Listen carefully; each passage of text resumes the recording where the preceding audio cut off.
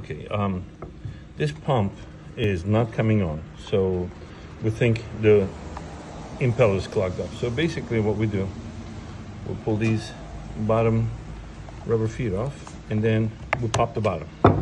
The entire bottom comes out. Then there's the bottom plate that is held in place by 3 snaps here. This is 1, this is 2, and this is number 3. Just a flat screwdriver will open up. There you go. Here's the impeller that is exposed. We see this happen often. The impeller sits in the housing. It's a magnetic drive impeller.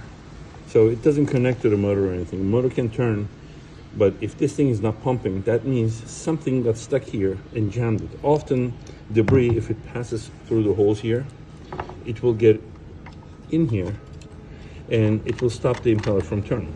So if this impeller is seated right in its hole and it's in this little bushing,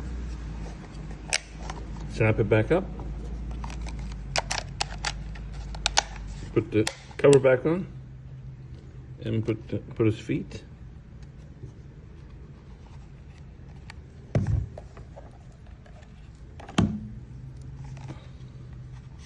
And boom, you're good to go. You just cleaned up your entire pump.